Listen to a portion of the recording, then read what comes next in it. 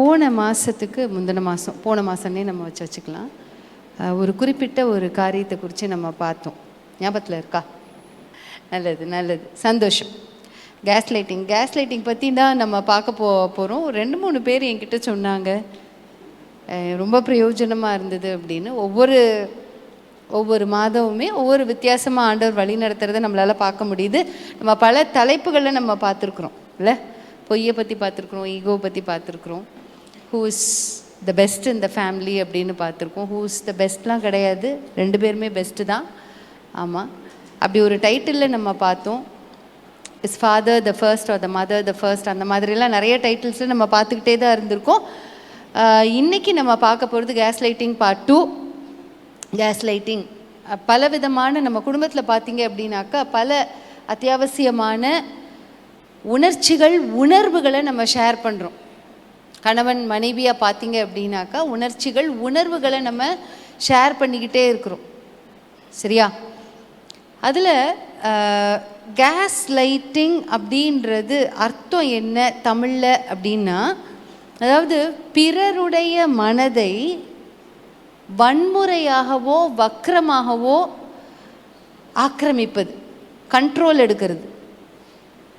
வன்முறையாகவோ ஒரு வக்ரத்தன்மையுடைய ஒரு குணத்திலோ ஆக்கிரமிப்பது. இப்போ சகோதரி இருக்காங்க அப்படின்னா, இவங்க நினைக்காத காரியத்தை இவங்களுக்குள்ளே நான் செய்யணும்னு நினைக்கிறத நான் செஞ்சிருவேன். அதுக்கு பேர் தான் case lighting. That's a very very dangerous character. Very dangerous character. ஒருவேளை உங்களை யாராவது கேஸ் லைட் பண்ணியிருக்கலாம், இல்லை நீங்களே ஒரு சில வேளையில் உங்களை அறியாமல் நீங்கள் யாரையாவது கேஸ் லைட்டும் பண்ணியிருந்திருக்கலாம்.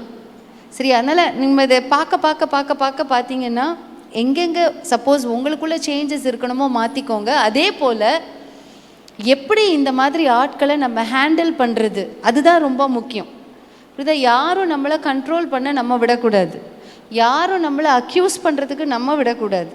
அப்போது அந்த மாதிரி சூழ்நிலையில் நம்ம எப்படி பிஹேவ் பண்ணணும், நம்ம எப்படி இருக்கணும், அதுதான் இந்த நாளுக்குரியதான காரியம். இன்னையோட இந்த டைட்டிலுக்குரியது நம்ம முடிச்சிருவோம். இதுக்கப்புறம் பார்த்திங்கன்னா வேறு வித்தியாசமான டைட்டிலுக்குள்ளே தான் போவோம். போன மாதத்தில் ஒரு குறிப்பிட்ட ஒரு கதையை நான் சொன்னேன். அந்த கதையிலேருந்தே ஆரம்பிக்கிறேன். இங்கிலாந்து தேசத்தில் ஒரு 1938 ஆண்டில் பார்த்திங்கன்னா ஒரு ஸ்ட்ரீட் ப்ளே ஒன்று கண்டக்ட் பண்ணாங்க. ஒரு ட்ராமா ஒன்று கண்டக்ட் பண்ணாங்க. அந்த ட்ராமாவில் பார்த்திங்கன்னா ஒரு கணவர் மனைவி இருக்காங்க. மனைவி ஒரு நல்ல பயங்கர செல்வந்தருடைய மகள், செல்வ சீமானுடைய மகள். ஸோ இவளும் ஒரு சீமாட்டி தான். சரியா? ஸோ அவளுக்கு நிறைய பணம் இருக்குது, நிறைய நகை இருக்குது, நிறைய சொத்து இருக்குது, நிறைய இடம் இருக்குது. இப்படி நிறைய காரியங்கள் யாருக்கு இருக்குது? இந்த மனைவிக்கு இருக்குது. இந்த கணவர் பார்த்தீங்க அப்படின்னாக்கா, எங்க கல்யாணம் ஆயிடுச்சு அப்படின்னா கணவர் சம்பாதிக்கிறது மனைவிக்கும் உண்டு, மனைவி வேலை போய் சம்பாதிச்சா அது கணவருக்கும் உண்டு தானே? உண்டா இல்லையா? அப்படி தான் இருக்கணும். என் பணம் எனக்கு, உன் பணம் உனக்கு, அப்படி கிடையாது. புரியுதா? 2 பேரும் சம்பாதிக்கிறீங்க அப்படின்னாக்கா இந்த காரியத்தை நீங்கள் 2 பேரும் சேர்ந்து தான் பிளான் பண்ணணும். உங்கள் மாதத்துக்கு, உங்கள் மாதத்துக்கு, அந்த மாதத்துக்கு என்ன நீங்கள் செய்ய போகிறீங்க, என்ன செலவழிக்க போகிறீங்க. So the money becomes common. அந்த காமனாக மணி இருந்தால் தான் குடும்பத்துக்குள்ளே பிரச்சனை வராது. சொல்வோமா? குடும்பத்துக்குள்ளே பிரச்சனை வராது. அப்படி இல்லைன்னு வச்சுக்கோங்களேன், குடும்பத்துக்குள்ளே பயங்கர பிரச்சனை வந்துக்கிட்டே இருக்கும், ஈகோ ப்ராப்ளம் வந்துக்கிட்டே இருக்கும். நீ என்னை காட்டிலும் அதிகமாக சம்பாதிக்கிறேன்னா, இப்படிலாம் கப்பல்ஸ் நிறைய பேரை பார்த்துருக்குறேன். பெண்கள் அதிகமாக சம்பாதிக்கிறப்ப ஒரு சில வேளையில் ஆண்களுக்கு கோவம் வர்றதும், ஆண்கள் அதிகமாக பெண்களோட சம்பாதிக்கிறப்ப அந்த பணத்தை உருவறதும், இப்படிப்பட்ட காரியங்களெல்லாம் நான் பார்க்குறேன், நான் கேள்விப்பட்டுக்கிட்டு தான் இருக்கிறேன், டீல் பண்ணிக்கிட்டு தான் இருக்கிறோம். ஸோ அந்த மணி காமன் ஆயிடணும். ஆனால் இவனுக்கு என்ன, இந்த புருஷனுக்கு நான் சொல்லுகிறதான இந்த கதையில் கதாபாத்திரம் எப்படி அப்படின்னாக்கா, இந்த மனைவி கிட்டேருந்து எல்லாத்தையும் உருவிடணும். கிறுக்குன்னு தான் சொல்லணும், கிறுக்கு. மனைவி கிட்டேருந்து எல்லாம் உனக்கு தானே, அது ஒன்று தானே, அது ஒன்று தானே, உன் மனைவி தானே, உன் மனைவி பணம் ஒன்று தானே, வேறு எங்கே போகுது, அது பேங்க்கில் இருக்குது. எப்போ அது ஒன்று தானேப்பா, ஒன்று தானே. அதை எப்படியாவது ஃபுல்லாக நயவஞ்சகமாக எடுத்துடணும்னு அதுக்கு இவர் கையாளின விதம் தான் ரொம்ப பயங்கரமானது. நான் அதை படித்து பார்த்தப்ப எனக்கு பயங்கர ஷாக்கிங்காக இருந்தது. சரியா? ஒரு ரூமில் இவ எல்லாத்தையும் போட்டு வச்சுருக்கா. அவள் டாக்குமெண்ட்ஸு, அவளோட நகை, அவளுடைய பணங்கள் எல்லாத்தையும் அந்த லாக்கரில் போட்டு வச்சுருக்கா. அந்த லாக்கர் சாவி வந்து அவட்ட தான் இருக்குது. அவள் ரொம்ப ஷ்ரூடான ஒரு பெண். அந்த ஷ்ரூடான பெண்ணை வந்து மங்க வைக்கணும் அப்படின்னா இவன் கையாண்ட விதத்தை பாருங்களேன். ஒரு அந்த ரூமில் வந்து ஒரு சிம்னி லைட்டு, நான் சொல்கிறது 1988 பார்த்துக்கோங்க, அப்போ உள்ள காலகட்டம். ஒரு சிம்னி லைட்டு ஒன்று இருக்குது. அந்த சிம்னி லைட்டு வந்து ஒரு குறிப்பிட்ட டைமுக்கு வந்து இவ ஏற்றி வைப்பாளாம். ஒரு 5:30 6 மணிக்கு லைட் பண்ணி ஏற்றி வைப்பாளாம், அதிகப்படுத்தி வைப்பாளாம். அப்போ இவன் என்ன பண்ணியிருக்கான், அவளுக்கு தெரியாமல் அந்த சிம்னி லைட்டை கம்மி பண்ணிடுறது. இந்த லைட் அப்படியே யாராவது கொஞ்சம் டிம் பண்ண முடியுமா? இல்லைன்னா ஆஃப் பண்ணுங்களேன், கொஞ்சம் சும்மா அப்படி 1 செகண்ட் இப்படி ஆஃப் பண்ணி இப்படி போடுங்களேன். 1 செகண்ட் அப்படி ஆஃப் பண்ணிவிடுங்க. அப்படியே இருக்கட்டும். இப்போ இந்த லைட்டை நான் வந்து என்னப்பா இப்படி ஆஃப் பண்ணி வச்சுருக்கேன் அப்படின்னு நான் இங்கேருந்து கத்துறேன்னு வச்சுக்கோங்களேன். அங்கேருந்து இல்லை ஆண்டி நான் போட்டு தான் வச்சுருக்கேன் அப்படின்னு சொன்னால் எனக்கு எப்படி இருக்கும்? போட்டா வச்சுருக்க இல்லையே, என் பார்வைக்கு ஆஃப் பண்ண மாதிரி இல்லைப்பா தெரியுது. ஆண்டி நான் போட்டு தான் வச்சுருக்கேன் அப்படின்னு நான் இப்போ பேசுறது புரியுதா உங்களுக்கு? நான் ஒன்று சொல்கிறேன், எனக்கு என்னமோ டிம்மாக இருக்க மாதிரி தெரியுது, லைட்டே இல்லாத மாதிரி தெரியுது அப்படின்றேன் அவன்கிட்ட. நான் சொல்கிறது தான் உண்மை, ஆக்சுவலாக ரியாலிட்டி நான் சொல்கிறது. இப்போ அங்கன்னு சொல்கிறேன், இல்லை ஆண்டி நான் போட்டு தான் வச்சுருக்கேன். அப்போது எனக்கு வந்து எப்படி இருக்கும்னா, அப்போ நம்ம நினைக்கிறது தான் தப்போ? லைட் போட்டிருப்பா, நம்ம நினைக்கிறது தான் தப்போ? நம்ம யோசிக்கிறது நம்ம தப்பாக யோசிக்கிறோமோ அப்படின்ற ஒரு கான்டெக்ஸ்டில் அந்த நபரை சிந்திக்க வைக்கிறது. பயமாக இருக்குல்ல, பயங்கரமாக இருக்குல்ல, வில்லத்தனமாக இருக்குல்ல. இது யார் பண்ணுறது? சொந்த புருஷன் அவன் பண்ணுறான், ஒவ்வொரு நாளாக பண்ணுறான். இவன் கேட்குறா, என்னங்க இது லைட்டு ஒரு மாதிரி சிம்னி ரொம்ப கம்மியாக எரியுது. ஒழுங்காக தான்மா எரியுது. இவனுக்கு என்ன தேவை? அவ இடுப்பில் இருக்கிற சாவி கொத்து தேவை. அந்த சாவி கொத்தை எடுக்கணுன்னா அவளை பைத்தியமாக்குனா தான் எடுக்க முடியும். பைத்தியமாக்குறதுக்கு இவன் இப்போ வழி பண்ணிக்கிட்டு இருக்கான். ஒவ்வொரு நாளும் கம்மி பண்ணி ஒவ்வொரு நாளும் இவன் வந்து கேட்பானே, என்னங்க இது கம்மியாக இருக்குது.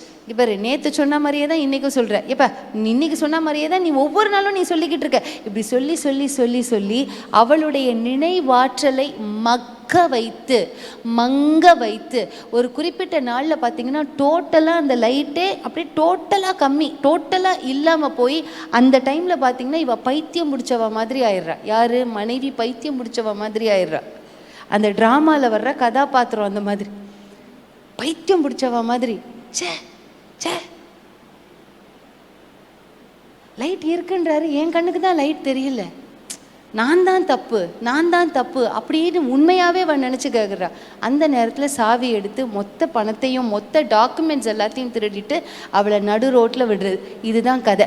இதுக்கு பெயர் தான் கேஸ் லைட்டிங். பிறருடைய மனதை அவர் அறியாமலேயே என்னுடைய வக்ர குணத்தினால், என்னுடைய வன்முறையினால் இப்படி ஆக்கிரமிப்பது. இதுதான் கேஸ் லைட்டிங். இது அநேக குடும்பத்தில் வெவ்வேறு விதத்தில் நடக்கும்.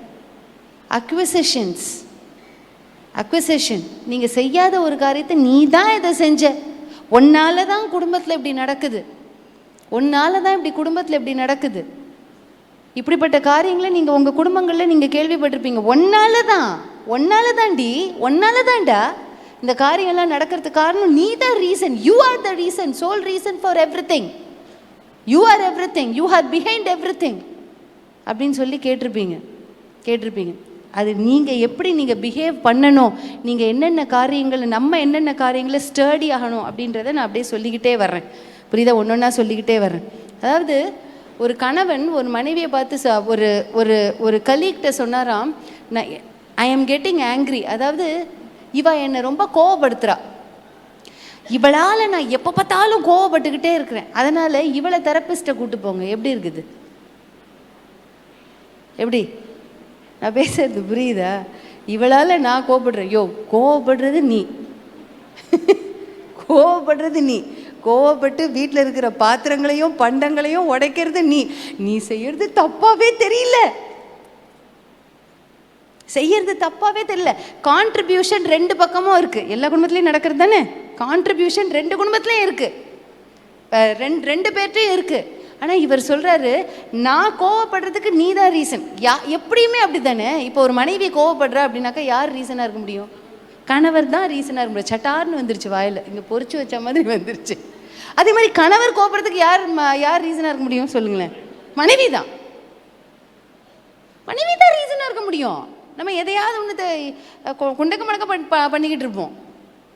அவரு கோவம் வரும். சும்மா கிடக்க மாட்டேன், வாயை மூடிக்கிட்டு என்னத்தையாவது பேசிக்கிட்டு ரீசன் நம்ம இருப்போம். அது மாதிரி நம்ம கோவப்படுறதுக்கு அவர் தான் ரீசன். அப்படி இல்லாமல் ரெண்டு பேரும் சரிசமமாக சமரசமாக உட்காந்து பேசாமல், புரியுதா, நீ தெரப்பிஸ்ட்டை போய் பாரு, நீ ஒன்றை சரி பண்ணிக்கோ. என்னப்பா ஒருத்தர் சரி பண்ணிக்கிட்டே இருக்கணும், அப்போ ஒருத்தர் என்ன அந்த குதிரையை ஓட்டுற மாதிரி ஓட்டிக்கிட்டே இருப்பாங்களா? That is wrong in family. அப்படி யாராவது உங்களை பண்ணுறாங்க அப்படின்னாக்கா நான் என்ன செய்யணும்னு சொல்கிறேன், எப்படி இருக்கணும்னு சொல்கிறேன். வேதத்திலிருந்து வசனம் இருக்குது தேவஜனமே. ஆச்சரியப்பட்டு போனேன். ஒருத்தர் இப்படி கேஸ் லைட் பண்ணுறப்ப உள்ள இறங்கி என்ன ஆச்சு, அதனுடைய கான்சிக்வன்சஸ் என்ன, ஒருத்தர் அந்த கேஸ் லைட்டரை மேற்கொண்டதுனால அதனுடைய ஜெயம் என்ன, கான்சிக்வன்சஸ் என்ன. நம்ம இன்னைக்கு பிப்ளிக்கலாக ஒரு 2 பாயிண்ட்டை நம்ம பார்க்க போகிறோம். அசந்துட்டேன், உண்மையிலே அசந்துட்டேன். எடுத்துட்டு வாவ், ஆண்டவர் இந்த பைபிளில் நமக்கு முன்னுதாரணமாக எழுதி வச்சிருக்காரு சூப்பராக நம்ம ஹோலி புக்கில். அடுத்தது பார்த்தீங்க அப்படின்னாக்கா, இது ஒரு உதாரணம் சொன்னேன்னா, அடுத்தது இந்த மாதிரியான காரியங்கள் தேடி வர்றப்ப, அதாவது நீ என்னை கோவப்படுத்துறதுனால நீ தான் தெரப்பிகிட்ட பார்க்கணும். இதுக்கு நான் ஒரு கதை ஒன்று சொல்கிறேன் பாருங்கள். ஒரு குடியானவன் ஒரு கடை வீதிக்கு போனான். அந்த கடை வீதிக்கு போய் என்ன பண்ணால், ஒரு கன்று குட்டியை, நல்ல கொழுன்னு அழகான ஒரு கன்று குட்டியை வாங்கிட்டு வர்றான். சரியா? அவன் வாங்கினது என்ன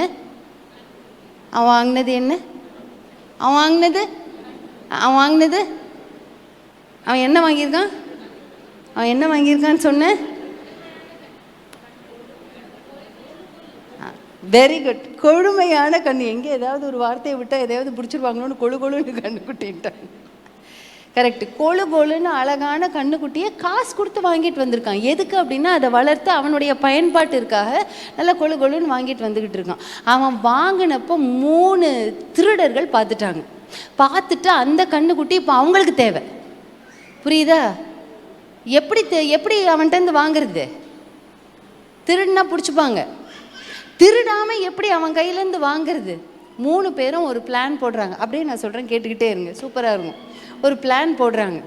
இந்த பிளான் முடிகிற நேரத்தில் அவன் வீட்டுக்கு முன்னாடி போகும்போது இந்த கண்ணுக்குட்டி ஒருத்தனுக்கு கையில் வந்துடும். நம்ம 3 பேரும் அடித்து நம்ம என்ன பண்ணணுமோ பண்ணிக்கலாம், காசு பண்ணிக்கலாம் அப்படின்னு சொல்லி யோசிச்சுட்டாங்க. இப்போ அவர் கடை வீதியிலேருந்து அவங்க வீட்டுக்கு போகிறதுக்கு ஒரு காடு வழியாக போகணும். புரியுதா? காடு வழியாக போகணும். அப்படியே அந்த கண்ணுக்குட்டியை கூப்பிட்டுட்டு இவர் பாட்டுக்கு விசில் ஊதிக்கிட்டு அப்படியே பாடிக்கிட்டு அவர் பாட்டுக்கு வந்துக்கிட்டே இருக்காரு. ஒருத்தன் முதல்ல சொல்கிறான், என்ன அழகான கழுதை வாங்கிட்டு வந்திருக்கீங்க அப்படின்றான். என்ன கேட்குறான்? நல்லா இருக்கு பார்க்க, நல்லா, எவ்வளோ விலையாச்சு இந்த கழுதை அப்படின்னோடனே, கழுதை இல்லை, இது கழுதையா, சாரி கழுதையா, கழுதை இல்லை, இது கழுதை இல்லை, அழகாக இருக்கு, யோ சூப்பராக வாங்கியிருக்கிறியா கழுதை அப்படின்னு சொல்லிட்டு போகிறான் அவன். அந்த வார்த்தை அவன் மனசுக்குள்ளே தங்கிருச்சு. சரியா?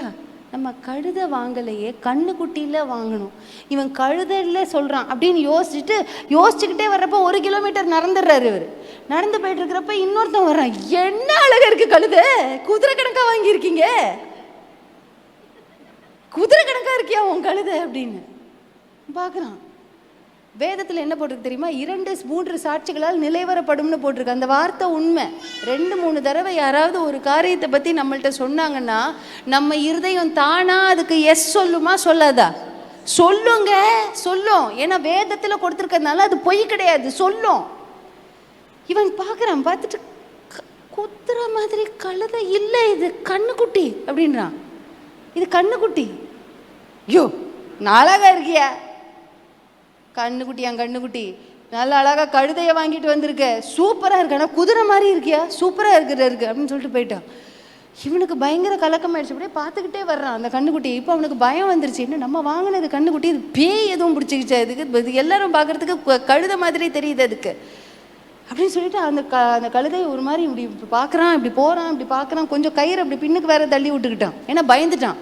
ஏன்னா பார்க்குறவங்கலாம் கழுதைன்றாங்க, என்னடா நம்ம கண்ணுக்குட்டி வாங்கணும் கழுதைன்றாங்க. அப்படி பின்னாடி கொஞ்சம் கயிறை விட்டுட்டு அப்படியே போகிறான், பார்க்குறான். கொஞ்சம் தூரம் வீடு பக்கத்தில் போகிறதுக்கு முன்னாடி இன்னொருத்தருன்னு அழகுப்பா வச்சு ஓட்டிட்டு போ, உன்னை மிஞ்ச எவனும் முடியாது. அவன் கயிறை விட்டுட்டு ஓடிடுறான். என்னது, கயிறு அங்கேயே விட்டுட்டு, நான் வரல இந்த விளையாட்டுக்கு, நான் வாங்கினது கண்ணுக்குட்டின்னு நினச்சி வாங்கினேன். யோ கண்ணுக்குட்டி இல்லையா, ஏறி ஓட்டிட்டு போயா, குதிரை மாதிரி இருக்கியா, ஓட்டிட்டு போயா, ராஜா மாதிரி இருப்ப அப்படின்றான். அவன் பயந்து கயிறு அங்கேயே விட்டுட்டு போயிட்டான். வேண்டாம், எனக்கு இது வேண்டாம், நான் வாங்கினது கண்ணுக்குட்டி, இது கழுத, வேண்டாம். எவ்வளோ பயங்கரமான ஏமாத்துல, கொலை பண்ணலை, மிரட்டலை, ஒன்றுமே இல்லை. உங்கள் இருதயத்தை என் கைவசமாக்கிறது பொய்யின் மூலமாக, உங்கள் இருதயத்தை என்னோட கைவசமாக்கிறது. எவ்வளோ பிளானிங் இருக்குது பாருங்க, எவ்வளோ பிளானிங் இருக்குது பாருங்க. இப்படி வார்த்தையை போட்டால் இவங்க இப்படி பதில் சொல்லுவாங்கன்னு தெரிஞ்சு சொல்கிறது. அப்போ அந்த ஆளோட மனநிலை என்னன்றதை அறிஞ்சு பேசுறது. அப்போ அந்த அவங்க கேட்குற கேள்விக்கு நம்ம அதுக்குரிய தீனி போடலைன்னா அவங்க வெக்கப்பட்டு போயிடுவாங்க. நான் பேசுறது புரியுதா? இப்போ இவன் இவ்வளோ பேசின பேச்சுக்கு இவன் தீனி போடாமல் இருந்திருந்தான்னா அவன் ஏமாற்றம் அடைஞ்சிடுவா. போய் அவன் வேலையை பார்த்துட்டு கழுதையாவது கண்ணுக்குட்டியாவது ஏதோ ஒன்று கையில் இருக்குல்ல நீ போ அப்படின்னு சொல்லியிருந்தானா அங்கே சோலி முடிஞ்சிருக்கும், வேலை கம்ப்ளீட் ஆகிருக்கும். இல்லை வாயை மூடிட்டு வந்திருந்தா வேலை கம்ப்ளீட் ஆகிருக்கும். அதை விட்டு இவன் ஏன் பயப்படணும்? Why should he fear? மற்றவங்க சொல்கிறத வச்சு நம்ம ஏன் பயப்படணும்னு நான் கேட்குறேன். மற்றவங்க உங்களை ஒரு வார்த்தை சொல்கிறத வச்சு நீங்கள் ஏங்க பயப்படணும்? நீங்கள் யாருன்னு உங்களுக்கு தெரியாதா? நீங்கள் யாருன்னு தெரியாதா? மற்றவங்க சொல்கிறத வச்சுட்டு வை ஷுட் யூ ஃபியர்? பயப்படணுன்ற அவசியம் இல்லை, எஸ் சொல்வோமா? பயப்படணுன்ற அவசியம் இல்லை, எஸ் சொல்வோமா? யாரும் யாருக்காகவும் பயப்படணுன்ற அவசியம் இல்லை, கர்த்தரை தவிர்த்து யாருக்கும் பயப்படணுன்ற அவசியம்லாம் கிடையாது. ஸோ இந்த மாதிரி ஆட்கள் வர்றப்ப நான் I understand differently, I remember differently. ஓ நீ இப்படி பேசுறியோ, எனக்கு அது வித்தியாசமாக எனக்கு தெரியுது அப்படின்ற அந்த ஒரு வார்த்தை மைண்டுக்குள்ளே, நம்ம வாய்க்குள்ளே நம்ம எப்போவுமே நம்ம இருந்துக்கிட்டே இருக்கணும். இந்த மாதிரி நபர்கள் என்ன பண்ணுவாங்க பொதுவாக பார்த்தீங்க அப்படின்னாக்கா, உங்களை நீங்களே நாமே எப்படி நம்ம கேஸ் லைட் பண்ணிப்போம் அப்படின்னாக்கா, நம்மளையே நம்ம ப்ளேம் பண்ணிக்கிறது. சரி நான் இப்படி தான், நான் எப்போவுமே இப்படி தான் யோசிப்பேன், நம்மை நாமே பழி சொல்லி கொள்ளுவது ஒன்று. ரெண்டாவது என்ன தெரியுமா, நம்ம மேலே நமக்கே நம்பிக்கை இல்லாமல் போயிடுறது. நம்ம மேலே நமக்கு ட்ரஸ்ட் இருக்கணும். நான் இதை செய்வேன், இந்த காரியத்தை இந்த நேரத்துக்குள்ளே இந்த நேரம் வரைக்கும் நான் முடிப்பேன், இதை செய்வேன், இத்தனை பாயிண்ட்ஸ் இருக்குது, இதை என்னால் இப்படி எலாபரேட் பண்ண முடியும் அப்படின்ற ஒரு ட்ரஸ்ட்டு என்னுடைய டாக்கை பற்றி எனக்கே இருக்கணும். அப்படி ஒவ்வொருத்தருக்கும் அவங்கவுங்க செய்கிற வேலையில் ட்ரஸ்ட் இருக்கணும். எஸ் சொல்வோமா? ஒரு சமையல் அப்படின்னாக்கா, இந்த சமையலை 10 நிமிஷம், இந்த சமையலை 15 நிமிஷம், இந்த சமையலை ½ அன் ஹவர்க்குள்ளே என்னால் செஞ்சு முடிக்க முடியும் அப்படின்ற ஒரு ட்ரஸ்ட்டு. ஆஃபீஸில் மேனேஜர் ஒரு வேலை சொல்லியிருக்காங்க அப்படின்னாக்கா, இந்த டைம்குள்ளே என்னால் செஞ்சு முடிக்க முடியுன்ற ட்ரஸ்ட்டு முதல்ல நம்ம மேலே நமக்கு இருந்தால் தான், ஒரு ஹோப் இருந்தால் தான் நம்ம அதை வாக்கு கொடுக்க முடியும். இல்லை அப்படின்னா ஒன்றுமே செய்ய முடியாது. அந்த ட்ரஸ்ட்டை கேஸ் லைட்டிங் பண்ணுறவங்க குலைச்சிருவாங்க. இல்லை உங்களை நீங்களே கேஸ் லைட் பண்ணிப்பீங்க அப்படின்னாக்கா, உங்கள் நம்பிக்கையை நீங்களே குத்திக்கிட்டு இருப்பீங்க, உங்களை நீங்களே பழி சொல்லிப்பீங்க. Please don't do that. உங்களை நீங்களே பழி சொல்லிக்காதீங்க, உங்களை நீங்களே உங்கள் நம்பிக்கையை நீங்களே குலைச்சிக்காதீங்க. மூணாவது என்ன தெரியுமா, இன்வேலிடேட். அதாவது ஒரு செல்லா பொருள் போல், நான் சொல்லி யார் கேட்க போகிறா அப்படின்னு மட்டும் தயவு செஞ்சு நினச்சிடாதீங்க. உங்கள் வாழ்க்கையில் நான் சொல்லி யார் கேட்க போகிறா அப்படின்ற அந்த ஸ்டேஜில் நீங்கள் இருப்பீங்கன்னா, நான் சொல்கிறத நல்லா கவனிங்க, ஒருவேளை அந்த ஸ்டேஜில் நீங்கள் இருப்பீங்கன்னா, raise your standard. உங்கள் வார்த்தை எப்படி கனமுள்ளதாக மாறும் அப்படின்றத கணிச்சு பாருங்கள். எப்படி கணிச்சு பார்க்குறது? உட்காந்து சிந்திச்சு பாருங்கள். இந்த காரியங்களை என் வாழ்க்கையில் நான் ஒர்க் அவுட் பண்ணால் என்னுடைய வார்த்தைக்கு கனம் இருக்கும் அப்படின்னு சொல்லி raise your standard. புரியுதா? நான் பேசுறது புரியுதா? இல்லை டவுட் எதுவும் இருக்கா? ஏன்னா ஒரு சில பேர் தலையாட்டலை, அதனால் நான் திருப்பி கேட்குறேன். உங்கள் ஸ்டாண்டர்டை நீங்களே ரைஸ் பண்ணணும். இருக்கிற விதமாகவே இருந்துக்கிட்டு இருந்தோம் அப்படின்னாக்கா இந்த குழியில் போய் மறுபடியும் மாட்டிக்கிட்டு இருப்போம். எல்லாரும் கேட்குற கேள்விக்கும் நீங்கள் பதில் சொல்லணுன்ற அவசியம் கிடையாது. எல்லாரும் உங்கள் சொல்கிற அக்வசிஷனுக்கும் நீங்கள் பதில் சொல்லணுன்ற அவசியம் கிடையாது. Be calm. பல கேள்விகளுக்கு குவைட்டாக இருக்கணும். இப்படி இருக்கணும், குவைட்டாக இருக்கணும், வாயை திறக்கூடாது. உங்களுக்கு பதிலே இருக்கலாம், அது ரைட்டாகவே இருக்கலாம். வாயை திறக்க மாட்டேன்னா, வாயை திறந்தா ஒருவேளை தப்பாக கூட வார்த்தை வந்துடலாம். குவைட்டாகவே இருக்கணும். முக்கியமாக கோவத்தில் வாயை திறக்கக்கூடாது. உங்களை கோவப்படுத்துகிற மாதிரி யாராவது பண்ணாங்கன்னா வாயை இருக்க மூடிடணும். அதே நேரத்தில் உள்ளத்துலேயும் தவறாக நினைக்கக்கூடாது. இது நான் பர்சனலாக சொல்லித்தரேன். உள்ளத்துலேயும் தவறாக எதிர்க்க பேசுகிறவங்கள தவறாக நினைக்கக்கூடாது. அவங்களுக்காக ஜெபம் பண்ணணும், அவங்கள ஆசீர்வதிக்கணும். இது ரெண்டாவது. மத்தேயு 5:5 ஒரு வார்த்தை போட்டிருக்கு, சாந்த குணமுள்ளவர்கள் பாக்கியவான்கள், அவர்கள் பூமியை சுதந்தரிப்பார்கள். they will inherit the earth. யாரு? சாந்த குணமுள்ளவர்கள். அதை நம்ம தரிச்சு கொள்ளணும். B com. குவைட்டாக இருந்துருங்க, கம்முன்னு இருந்துடணும். கம்முன்னு சொல்லுவோமா? சொல்லுங்க, கம்முன்னு. திருப்பி சொல்லுங்க, கம்முன்னு இருந்துடணும். அது நல்லது எப்பவுமே. சரி, அடுத்தது என்ன தெரியுமா? இன்னொரு ஒரு உதாரணம் சொல்கிறேன். ஒரு ஆண்கள் பல பேர், நீங்கள் கார்ப்பரேட்டில் நீங்கள் வேலை பார்ப்பீங்க, ஆஃபீஸில் பல பேர் மேனேஜர்ஸாக இருக்கலாம், பல பேர் ஒவ்வொரு இடத்துல நீங்கள் வேலை பார்க்குறவங்களா இருப்பீங்க, எம்ப்ளாயீஸாக இருப்பீங்க, ஒவ்வொரு இடத்துல நீங்கள் வேலை பார்ப்பீங்க இல்லையா? நான் சொல்கிறத நீங்கள் அப்படியே நீங்கள் கனெக்ட் பண்ணி பார்த்துக்கோங்க. உங்கள் கலீக் உங்கள் மேலே பொறாமையாக இருக்காங்க. உங்கள் கலீகோ உங்கள் ஃப்ரெண்டோ உங்கள் மேலே பொறாமையாக இருக்காங்க. எப்படியாவது உங்களை உங்கள் இடத்துலேருந்து தட்டணும்னு நினைக்கிறாங்க. அப்போது உங்கள் வேலையில் ஒரு அசதியை கொண்டு வரணும். உங்கள் வேலையில் நீங்கள் செய்ய விடாமல் செய்யணும். அதுக்கு ஒரு சில பேர் யூஸ் பண்ணுற யுக்தியில் இதுவும் ஒன்று. அப்பவும் பார்த்தீங்கன்னா 2-3 பேர் ஒன்றா கூடிப்பாங்க ஆஃபீஸில். உங்களுக்கு தெரியவே தெரியாது. உங்கள் கூட தான் டீ குடிப்பாங்க, உங்கள் கூட தான் லஞ்சு சாப்பிடுவாங்க, உங்கள் கூட தான் வெளியே போவாங்க. எல்லாமே ஒரு டீம்லேருந்து நீங்கள் ஒர்க் பண்ணுவீங்கங்க. டீமாக இருந்து ஒர்க் பண்ணுவீங்க, டீம்மேட்ஸாக இருப்பாங்க. ஆனால் உங்களுக்கு விரோதமாக பிராது பண்ணுறது உங்களுக்கே தெரியாது. உங்களுக்கு விரோதமாக மறைவான ஒரு ஸ்னேர் வெட்டுறது, மறைவான கண்ணி, ஹிடன் ஸ்னேர் வெட்டுறது. அப்படின்னா என்ன? மறைவான கண்ணி வெட்டுறது உங்களுக்கே தெரியாது. புரியுதா? எப்படி தெரியுமா அதை பிளான் பண்ணுவாங்க? ஜஸ்ட் ஒரு எக்ஸாம்பிள் நான் சொல்கிறேன் பாருங்க. காலையில் இப்படி வருவீங்க, காலையில் நீங்கள் வர்றப்ப டயர்டாக இருக்க, ஃபஸ்ட்டு ஆஃபீஸ்க்குள்ளே கால் எடுத்து வச்சோன்னே என்னது? டயர்டாக இருக்க? இல்லையே, நல்லா தான் இருக்கேன், ஃப்ரெஷ்ஷாக தான் இருக்கேன், ஃப்ரெஷ்ஷாக தான் வர்றேன். அடுத்த நபர் வருவாங்க. அவங்க ஆல்ரெடி பேசி வச்சுருப்பாங்க. முன்னாடி சொன்ன அதே உதாரணத்தோட இன்னொரு வகையாராக தான் நான் சொல்கிறது. அடுத்த நபர் வருவாங்க. அடுத்த நபர் வந்து சொல்லுவாங்க, என்ன ஒரு மாதிரி ரொம்ப எக்ஸாஸ்டடாக தெரியுதுப்பா, முகம் எதுவும் நேற்று ரொம்ப வேலையா, நைட் எதுவும் தூங்கலையா? இல்லை, நல்லா தான் இருக்கேண்ணா. எப்படி? நல்லா தான் இருக்கேன். இப்போ உங்களுக்கே உங்களை பற்றி ஒரு கன்ஃபியூஷன் வந்துருச்சு. நம்ம நல்லா இல்லையோ? மூணாவதாக ஒரு ஆள் வருவான், என்னையா ஜுரம், சீக்கு எதுவும் முடிச்சிருக்கா, பேராசிட்டமால் வேணுமா அப்படின்னு கேட்டுட்டு போனார்னு வச்சுக்கோங்க, நமக்கு ஜுரம் வந்துருச்சு. அவ்வளவுதான், நமக்கு ஜுரம் வந்துருச்சு. நான் சொல்கிறது ரைட்டா தப்பா? இது நடக்குது. நான் ஒரு 2 பேர்கிட்ட கேட்டேன், எஸ் அக்கா திஸ் இஸ் ஹேப்பனிங் அப்படின்றாப்ல. எஸ் அப்படின்னு. அதுக்கப்புறமா தான் இதை ஓகே ரைட்டு, இதை நம்ம படித்து எழுதினாலும் ஒரு ரெண்டு பேர்கிட்ட கேட்டுப்போன்னு 2 பேர்கிட்ட கேட்டேன். 2 பேரும் சொன்னாங்க எஸ். எங்கள் டீம்மேட்ஸே இப்படி பண்ணுவாங்க, எங்களை தட்டுறதுக்காக இந்த மாதிரிலாம் பண்ணுவாங்க. You should be confident with your self. உங்கள் மேலே நீங்கள் தி பெஸ்ட் நம்பிக்கையாக இருக்கணும். என்னங்க, டெய்லி நீங்கள் பைபிளை வாசிச்சுட்டு போகிறீங்க, டெய்லி பெஸ்ட்டாக இருக்கணும்னு போகிறீங்க. எவளும் உங்களை தட்ட விடாமல் பார்த்துக்கோங்க. யாரும் உங்கள் கான்ஃபிடென்ஸ் அடிக்காமல் நீங்கள் பார்த்துக்கோங்க. உங்கள் கான்ஃபிடென்ஸுக்கு அதிகாரி நீங்கள் தான். உங்கள் சந்தோஷத்துக்கு அதிகாரி நீங்கள் தான். உங்கள் சந்தோஷம் நீங்கள் கெட்டு போகணும்னு நினச்சாதான் மற்றவங்கள அலோவ் பண்ணலாம். உங்கள் சந்தோஷத்தை கெட்டு போகணுன்ற உங்கள் சந்தோஷத்தோட அதிகாரி நீங்கள் தான். யாரும் அதை தொட விடாதீங்க. உங்கள் ஜாயை தொட விடாதீங்க. ஒரு ஃபேமிலியில் ஒரு ஹஸ்பண்ட் வந்து ஒரு ஒய்ஃப்கிட்ட சொன்னாப்பிள்ளையாம், இதை நான் பார்த்தேன். ஒரு ஒய்ஃப்கிட்ட சொன்னாப்பிள்ளையாம்,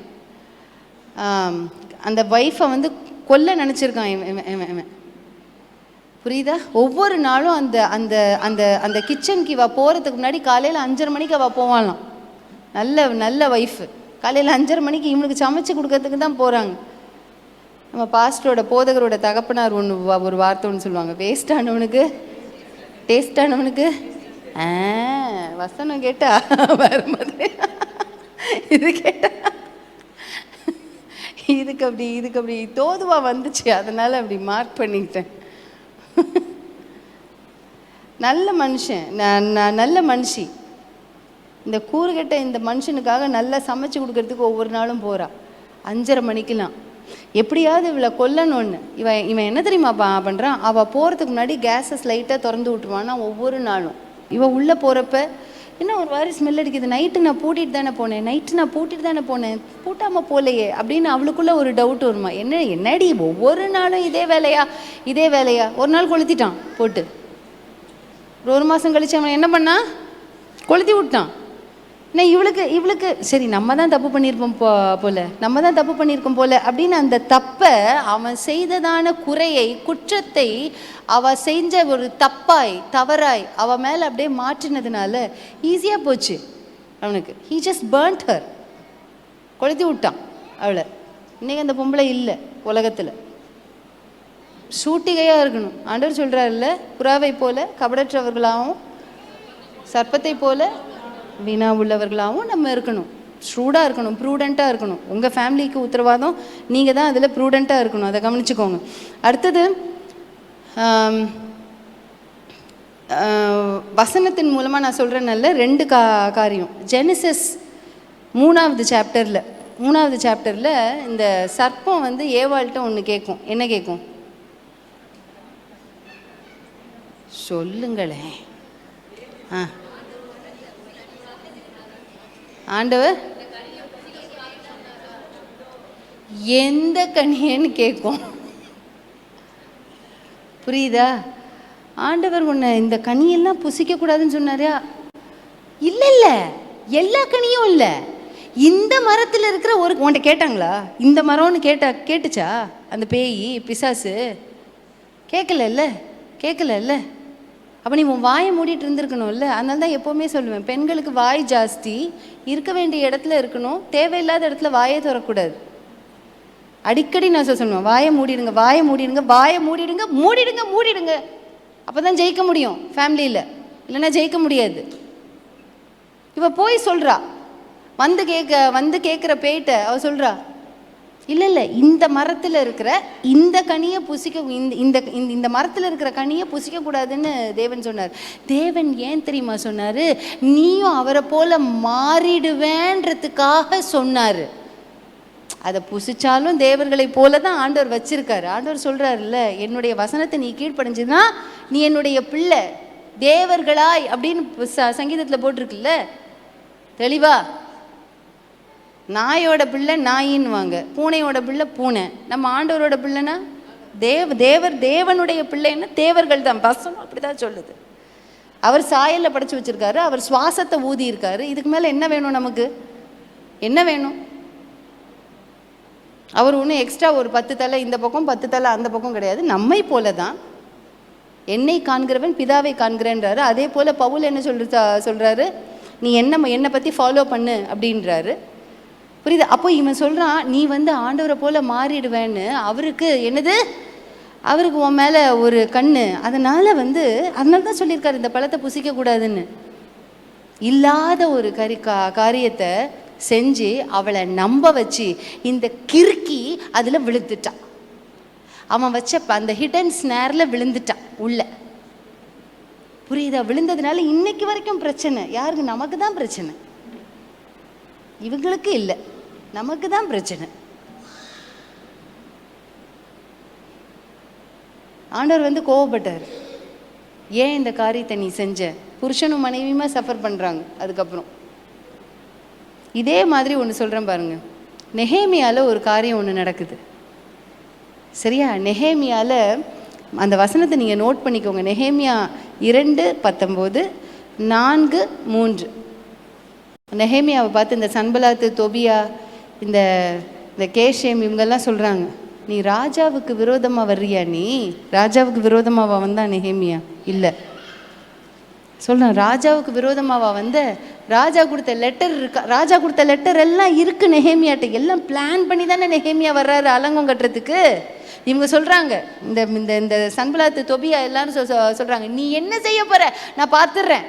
அந்த 4வது அதிகாரம் 3வது வசனத்தில் பயங்கரமாக இருக்கும். ஒரு நரி ஏறி போனால் கூட நீ கட்டுற அலங்கம் உடஞ்சி விழுந்துடும். நீ என்ன செஞ்சிடறன்னு பார்க்குறேன். அவ்வளோ அவதூறு, அவ்வளோ சக்கந்தம் பண்ணுவாங்க. சக்கந்தம்னா அந்த அந்த அந்த அப்படியே நசுக்கி எடுக்கிறது வார்த்தையில், நசுக்கி எடுக்கிறது வார்த்தையில். முன்னுக்கும் போக முடியாது, பின்னுக்கும் போக முடியாது. என்னையா இது? குத்துனா கூட அந்த அந்த அந்த குத்து போயிடுங்க இந்த இந்த இதில். ஆனால் வார்த்தையில் குத்துறப்ப அந்த வடு போகவே போகாது.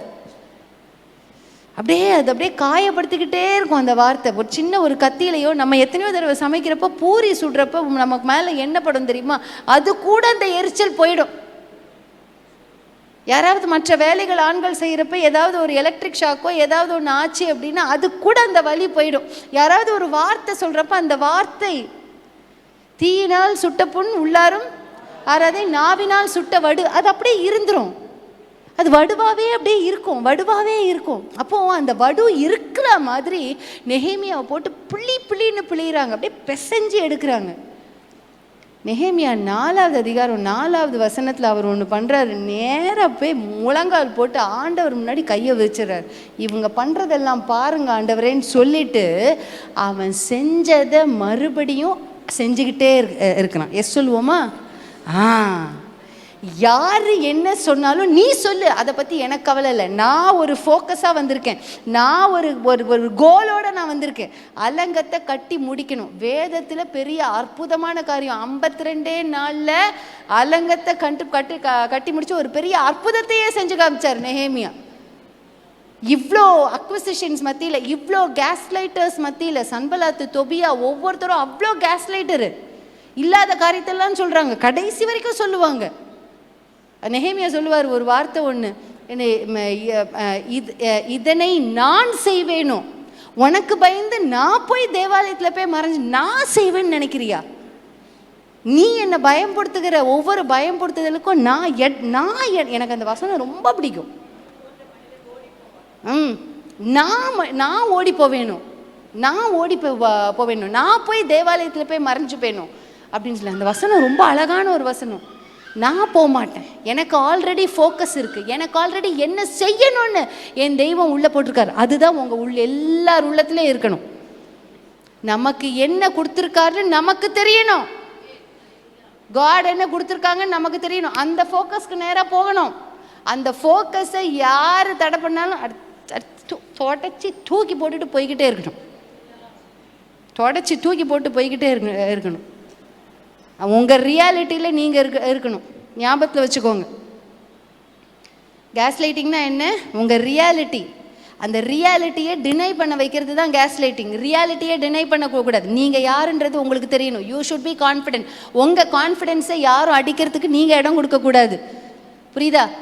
உன் மேலே தவறு இருக்குது, உன் மேலே தவறு இருக்குது, ஏன் இவ்வளோ பெரிய பெரிய தவறுகள் செய்கிற? யோ போயா, வேலையை பார்த்துட்டு போ. உங்களை யார் குறை சொல்கிறாங்கன்னு பாருங்கள். அவங்களுக்கு இதே குணம் தானா, இதே சுபாவம் தானா பாருங்கள். தூக்கி போட்டுட்டு போய்கிட்டே இருங்க. உங்களுக்கு தெரிஞ்சிடும். இப்போ நான் இவங்களை குறை சொல்லிக்கிட்டே இருக்கேன்னாக்கா, இப்போ இன்றைக்கி இங்கே உட்காந்தாங்க, என்ன தீபா சிஸ்டர், ஒரு கொஞ்சம் கூட காமன் சென்ஸே இல்லாமல் தப்பாக எடுத்துக்காதீங்க, கொஞ்சம் கூட ஒரு காமன் சென்ஸே இல்லாமல் சொன்னதை இப்படி வார்த்தைகள் தடிச்சுக்கிட்டே போகுது. உங்களுக்கு கொஞ்சமாவது அறிவு இருக்கா? இப்படியா பண்ணுவீங்க? இப்படி வார்த்தை தடிச்சுக்கிட்டே போகுது. இவங்க குவைட்டாக இருக்க எனக்கு தெரியும் அப்படின்னு இவங்க என்னைக்கு பேசுகிறாங்களோ அன்னைக்கு நான் குவைட்டாகிடுவேன். கரெக்டா? அப்படி சொல்லலைன்னா கூட என்னை தொடச்சி போட்டுட்டு அவங்க பாட்டுக்கு அவங்க வாழ்க்கையில் போய்கிட்டே இருக்கணும். நான் யாருன்னு அவங்க கண்டுபிடிக்கணும், நான் யாருன்னு அவங்க படிக்கணும். அதுதான் உன் கைகளையும் விரல்களையும் போருக்கும் யுத்தத்துக்கும் பழக்க வைக்கிறதுனா என்ன தெரியுமா? You should study other peoples mind. You should study other peoples mind. அதில் நிறைய காரியங்கள் இன்வால்வ் ஆகிருக்கு. இன்றைக்கி இதோட போதும். அடுத்த பேரோட ஸ்டடி என்னன்றதை நான் அடுத்த செக்ஷனில் நான் எடுக்கிறேன். சரியா?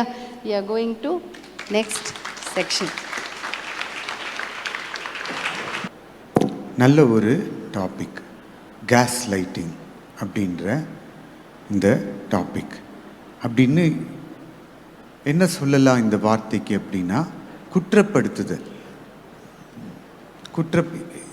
இது நீ தான் பண்ண, இதை மாற்றிக்கொள்ளணும். இந்த காரியங்களை சில பேர் தொடர்ந்து பயன்படுத்தி கொண்டே இருப்பாங்க. பொதுவாக எங்கேருந்து வரும்? 3வது வீட்டிலேருந்து வராது. உங்களுக்கு ரொம்ப நெருக்கமானவங்ககிட்ட இருந்து இந்த கேஸ் லைட்டிங் வரும். இதை சந்திக்க வேண்டியது இருக்கும் வாழ்க்கையில். ஒரு சில வேளையில் என்னுடைய மனைவி சொன்ன மாதிரி இப்படி இப்படியும் விடலாம். ஆண்கள் ரொம்ப பேச மாட்டோம், பல காரியங்களை சொல்லிக்கிட்டே இருப்பாங்க. நீ மனைவியோ இருக்கலாம், அம்மா இருக்கலாம், வேறு யாராவது ஏதாவது சொல்லிக்கிட்டே இருப்பாங்க. நம்ம போகிற பிரச்சனை நம்மளுக்கு தான் தெரியும், அவங்களுக்கு தெரியாது. அவங்க ஹேண்டில் பண்ண மாட்டாங்க. அவங்க ரிட்டையர்மெண்ட் ஏஜுக்கு வந்திருப்பாங்க. சில பேர் அவங்க வாழ்க்கையெல்லாம் வாழ்ந்து முடிச்சிருப்பாங்க. அவங்களுக்கு இந்த காரியங்களை ஹேண்டில் பண்ணி அவங்களுக்கு ஞாபகம் இருக்காது. அவங்க வேறு யாரோ ஒருத்தருடைய குறையெல்லாம் மறைச்சிட்டு அதை உங்கள் மேலே போடுவாங்க. நீ இதை இப்படி பண்ணியிருந்தா கொஞ்ச நேரம் கேட்போம், அப்புறம் விட்டுட்டு அடுத்த வேலையை பார்ப்போம். சில வேளையில் அந்த வார்த்தை ரொம்ப ஸ்ட்ராங்காக இருந்ததுன்னா அடுத்த வேலை செய்கிறதுக்கும் மனம் போகாது. அந்த அடுத்த வேலைலாம் டிலே ஆகும். அப்போது அதை போட்டு அக்யூஸ் பண்ணுறது, ஒரு ஆளை போட்டு தொடர்ந்து அரெஸ்ட் பண்ணுறது, அக்யூஸ் பண்ணிக்கிட்டே இருக்கிறது. இந்த ஆள் தான் தவறு செஞ்சுருப்பாங்களா, அடுத்த ஆள் அவங்களுடைய நிலைமையை கொஞ்சம் பாரு. அவங்களுடைய நிலைமை கைவிடப்பட்ட நிலைமை, இப்படி இருக்கிறாங்க, பாவமாக இருக்கிறாங்க. அவங்களால பாதிப்பு என்னன்றது தெரியாது. அதை நம்ம தான் ஹேண்டில் பண்ணணும். சில ரிட்டையர் ஆனவங்க அவங்க பேசிட்டு போயிடுவாங்க, ஃபோன் பேசிகிட்டு இருப்பாங்க, நிறையா சோஷியல் மீடியாலாம் பார்ப்பாங்க. ஆனால் ஹேண்டில் பண்ண வேண்டியது ரியலாக உழைக்கிற ஆட்கள். ஆமேன். சில பேர் ஆமேன் நீங்களே சொல்லிட்டீங்க.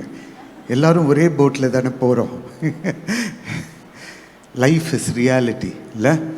அதனால் சில வேளையில் இப்படிப்பட்ட இந்த சூழ்நிலையில் ஒரு சில நேரம் கொஞ்ச நேரம் அமைதியாக இருக்க வேண்டியது இருக்கும். ஒரு சில நேரம் அதுக்கப்புறம் பேச வேண்டியது இருக்கும். ஒரு ஆளுக்கு ஒரு குடும்பம் தான் கடவுள் கொடுத்துருக்கிறார். ஆமேன். ஆமாம், நம்ம அல்ல, யாக்கோபும் அல்ல. அதனால் பைபிள்லேயே தவறான உதாரணங்கள் நிறைய இருக்குது. தாவீது அவங்கெல்லாம் நிறைய பன்மான திருமணம்லாம் பண்ணதுனால அது ரொம்ப இனிமைன்னு நினைக்காதீங்க. அதில் இருக்கிற டேஞ்சரை வாஸ்து பார்த்தாலே தெரியும். அவ்வளவு டேஞ்சர் அதில். ஒரு ஆளுக்கு ஆண்டவர் வச்சது ஒரு குடும்பத்தை தான் மேனேஜ் பண்ண முடியும்.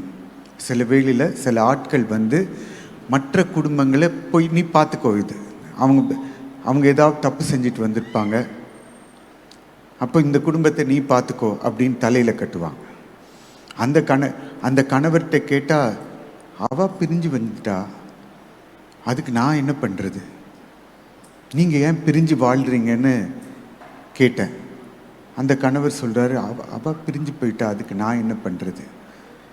அப்போ சில வேளையில் இந்த மாதிரி டென்ஷன் ப்ரெஷர்லாம் உங்கள் மேலே ஆட் ஆகும்.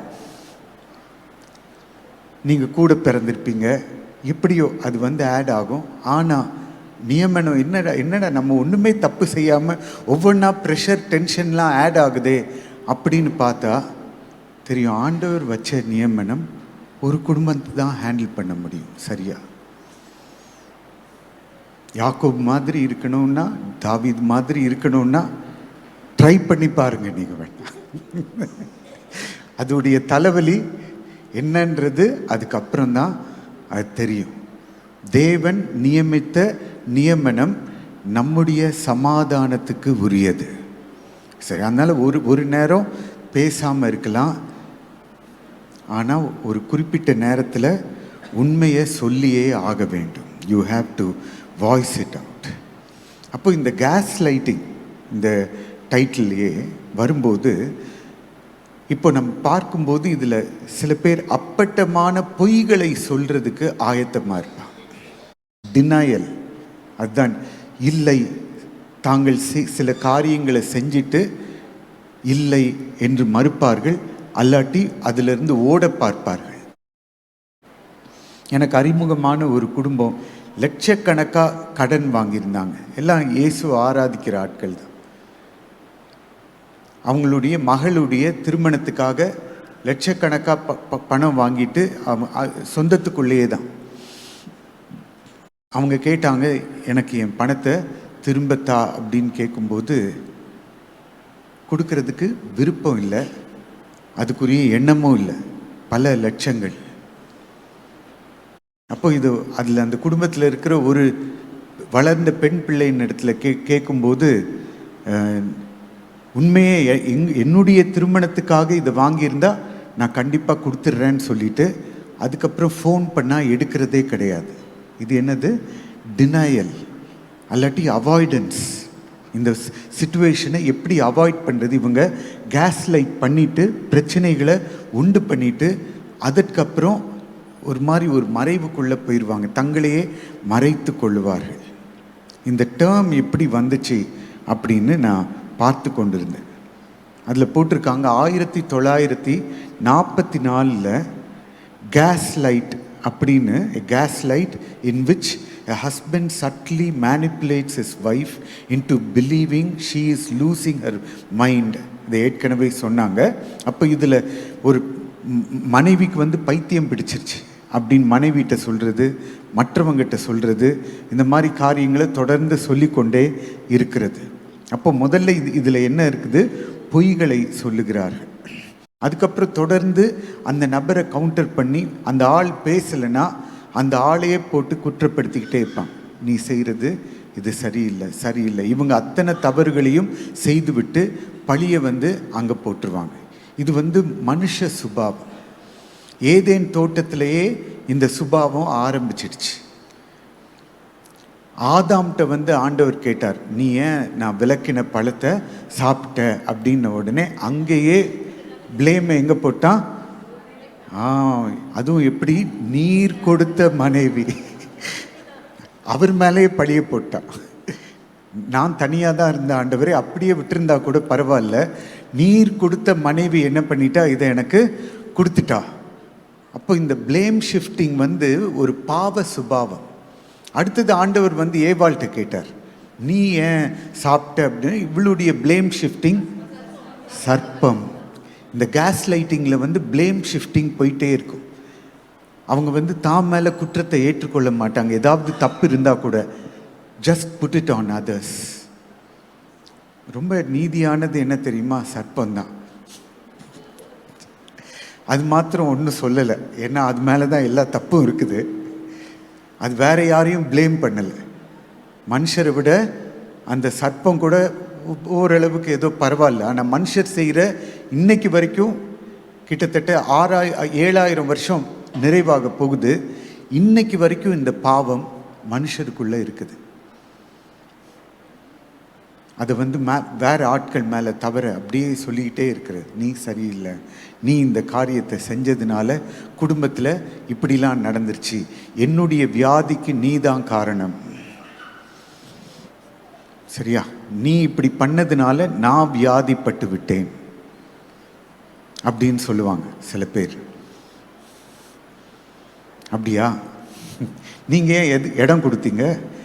கிறிஸ்துவுக்குள்ளே நீங்களே சந்தோஷமாக இருக்கணும், நீங்கள் சமாதானமாக இருக்கணும். நான் செஞ்சது தப்பாக இருக்கலாம், ஒரு வேளை இருக்கட்டும், அதுக்கு ஏன் நீங்கள் வியாதிப்படுறீங்க? அதை டீலில் பண்ணணும். அதை சரியான விதத்தில் டீல் பண்ணுறதுக்கும் சரியான சில ஆட்களுக்கு இது இருக்காது, ஞானம் இருக்காது. அவங்க வீட்டில் இருக்கிற வேற ஒரு ஆளை தொடர்ந்து அக்யூஸ் பண்ணிக்கிட்டே இருப்பாங்க, குற்றம் சாட்டிக்கிட்டே இருப்பாங்க. அப்போ அதில் பார்க்கும்போது ஒரு ஆளை ஃபேவர் பண்ணுவாங்க. இதே ஆட்கள் வீட்டில் இருக்கிற ஒரு ஆள் அவங்க எவ்வளோ தப்பு செஞ்சாலும் அந்த பிள்ளை வந்து செல்ல பிள்ளை. அப்போ இன்னொரு ஆள், அந்த ஆள் வந்து அவர் மேலே எல்லா பழியும் தூக்கி, என்ன அவர் வந்து இங்கிலீஷில் சொல்லுவாங்க, இது ஸ்கேப் கோட், தமிழில் என்ன, பலிகடா. அதனால அந்த அந்த பிள்ளை செஞ்ச தப்பெல்லாம் தூக்கி அதெல்லாம் ஒன்றும் கண்டுக்காம, இந்த பிள்ளை பாவம் வாய் பேசாமல் அமைதியாக இருக்கிறான், இல்லாட்டி அமைதியாக இருக்கிறா அப்படின்றதுனால எல்லா காரியத்தையும் தூக்கி ஸ்கேப் கோட் மாதிரி அந்த ஆள் மேலே போட்டுருவாங்க. ஆண்கள் வந்து இதில் கவனமாக இருக்கணும். ஏன்னா ஆண்கள் வந்து ரொம்ப பேச மாட்டோம். பெண்கள் என்ன பண்ணுவாங்க, படன்னு ஏதாவது தப்பு ரைட்டான காரியங்களை பேசினா ரொம்ப சந்தோஷம். ஆனால் தப்பான காரியங்களையும் படன்னு பேசி சில பேர் மேலே இப்படி பழிய போடும்போது சில ஆண்கள் அமைதியாக இருக்கிறவங்க அப்படியே உள்ள அமுக்கிட்டு வச்சுட்டு இருந்தால் உங்களுடைய ஹார்ட் பாதிக்கும். அதனால ஆண்களுக்கு நீங்கள் கேஸ் லைட் பண்ணப்படும் போது, இந்த மாதிரி சூழ்நிலைகளை ஃபேஸ் பண்ணும்போது பேசுறதுக்கு ஆட்கள் தேவை. ஆமென். நல்ல மனைவி வேண்டும் இந்த சூழ்நிலையில். இதை ஹேண்டில் பண்ணி புத்தி சொல்றதுக்கு நல்ல நண்பர்கள் வேண்டும், நன்றாக வளர்ந்தவர்கள் வேண்டும், நம்மை விட வயதிலே மூத்தவர்கள் வேண்டும். கர்த்தருக்கு ஸ்தோத்திரம். சில வேளையில் கர்த்தர் அந்த மாதிரி ஆட்களை நம்மளுக்கு கொடுப்பார். நான் ஒரு ஊழியக்காரரை பார்க்கும்போது அவர் திடீர்னு என்னை பார்த்து அழுதார். பாஸ்டர், கர்த்தர் எனக்கு கொடுத்துருக்கிற சபை வந்து சின்ன சபை, எனக்கு தியானிக்கிறதுக்கு பல காரியங்களை வேதத்தில் யோசிக்கிறதுக்கு எனக்கு டைம் இருக்குண்ணா, ஆனால் உங்களை பார்க்குறேன் அப்படின்னு தன்னை அறியாமல் அழ ஆரம்பித்தார். எனக்கு புரியல. நான் என்னை பார்த்து நானே அழுதது கிடையாது இது வரைக்கும். என்னை பற்றி தெரிஞ்சவங்களுக்கு தெரியும். அப்போ தான் யோசித்தேன், நம்மளுக்காக அழுகிறவர்களையும் ஆண்டவர் எழுப்புறார். அழுக வராதுங்க, அது லேஸில் வராது. இது ஒரு கைண்ட் ஆஃப் அ கம்பேஷன். அது ஆவியானவர்கிட்டருந்து வருகிற ஒரு எக்ஸ்பிரஷன். கர்த்தருக்கு ஸ்தோத்திரம். அப்போ அப்படிப்பட்டவர்களுக்காகவும் கர்த்தருக்கு ஸ்தோத்திரம். அப்படிப்பட்ட ஆலோசகர்களுக்காக கர்த்தருக்கு ஸ்தோத்திரம். உங்களை விட வயது முதிர்ந்ததான ஆலோசனைக்காரர்களை உங்களோடு கூட சேர்த்து கொள்ளுங்க. அந்த மாதிரி ஆட்களை சில பேர் கேஸ் லைட் பண்ணுவாங்க. என் கூட இணைந்து இருக்கிறதான ஒருவரை குறித்து ஒருத்தர் சொல்றார், அவரும் கிறிஸ்தவர் தான். அவ்வளோ காரியங்களை நாங்கள் மனம் விட்டு பேசணும் அப்படின்னு சொல்லி பேசிட்டு, அவ்வளோ காரியங்களை பேசிட்டு சிரிச்சுக்கிட்டே அவர் சொல்கிறாரு, நம்ம பேசினதை அந்த நபர்கிட்ட சொல்லிடாத. ரொம்ப வயசில் மூத்தவர். பல காரியங்கள் அவர் பேசினது ரொம்ப ஞானமாக இருந்தது. சிரிச்சுக்கிட்டே சொல்கிறார், ஜோம் பண்ணுற அவர் எனக்கு தகப்பன் மாதிரி. ஜோம் பண்ணுறதுக்கு முன்னாடியே அவர்கிட்ட போய் சொல்லிடாத ஐயா. நான் யோசித்தேன், நம்ம பேசுகிற காரியங்கள் கர்த்தருக்கு முன்பாக மற்ற மனுஷருக்கு முன்பாக ஓப்பனாக இருக்கணும். நான் சொல்கிறத அங்கே போய் சொல்லிடாத அப்படின்னா அங்கே ஒளிவு மறைவு இருக்குன்னு அர்த்தம், கொஞ்சம் கசமுசா இருக்குன்னு அர்த்தம். அப்போ இதில் அவங்க சில தவறுகள் செஞ்சிருப்பாங்க. அந்த தவறுகளை மறைக்கிறதுக்கு அவங்க இந்த மாதிரி சில காரியங்களை கேஸ் லைட் பண்ணி விடுவாங்க. அப்போ இந்த உறவுகளில் இந்த மாதிரி பிரச்சனை வரும்போது ஒரு குறிப்பிட்ட சகோதரர் ஊழியம் செய்கிறவர் தான் தொடர்ந்து இந்த மாதிரி எனக்கு தொடர்ந்து கொஞ்சம் பிரச்சனை கொடுத்துக்கிட்டே இருந்தார். அவரை நான் நேசிக்கிறேன். வேதத்தில் என்ன போட்டிருக்குது, இந்த மாதிரி பிரச்சனை கொடுத்துட்டு இருந்தா போய் அவங்கள பற்றி பேசுன்னு சொல்ல. அவர் என்னை பற்றி பேசிக்கிட்டே இருந்தார். அப்படியே ஊரில் அங்கங்கே ரூஃபஸ் இப்படி பண்ணுறாரு அப்படின்னு. நான் ஒரு நாள் சொன்னேன், அங்கிள் நான் உங்கள்கிட்ட தனியாக வந்து பேசணும் அப்படின்னு. வேதம் என்ன சொல்லுது, ஒரு ஆளுக்கு பிரச்சனை இருந்ததுன்னா ஊருக்கு போய் சொல்லலை. இயேசு என்ன சொல்கிறாரு, உன் காணிக்கையெல்லாம் வச்சுட்டு எனக்கு எந்த மனத்தாங்களும் இல்லை, நான் அந்த நபரோடு கூட பேச வேண்டும். I have to talk. This is called interpersonal conflict resolution. பைபிளில் இருக்குது. ஒரு நபரோட ஒரு பிரச்சனை இருக்குன்னா அந்த நபரோடு கூட உட்கார்ந்து பேச வேண்டும். You need to talk with that person. அதை புல்பிட்டில் இருந்து பேசக்கூடாது. இங்கேருந்து இல்லை, புல்பிட்டில் இருந்து பேசுறது கோழைத்தனம். அந்த நபர்கிட்ட நேருக்கு நேர், வாய்க்கு வாய், கண்ணுக்கு கண் பேசுவது கர்த்தருக்குள்ளாக ஞானமானது. அதனால் நான் பிளான் பண்ணிட்டு தான் போனோம். ஆனால் பிளான் பண்ணி ஏன்னா இந்த நபர் அவர் நிறைய கேஸ் லைட் பண்ணி விட்டுட்டார். அது அவருக்கும் தெரியும். அவர் என்கிட்ட பேசிகிட்டு இருக்கிறாரு. அவருடைய டைப் என்ன நல்லா சிரிப்பார், நானும் நல்லா சிரிப்பேன். ஆனால் உள்ளே என்ன நடக்குது, அவர் என்ன இன்டென்ஷனில் பேசுகிறாரு அப்படின்றது எனக்கு தெரியுது. என்னை விட ரொம்ப வயது முதிர்ந்தவர். நான் என்ன காரியத்துக்கு வர்றேன் அப்படின்னு தெரியுது. அவர் உள்ளே நினைக்கிறாரு, இவன் நம்மளை கண்டுபிடிச்சிட்டான்.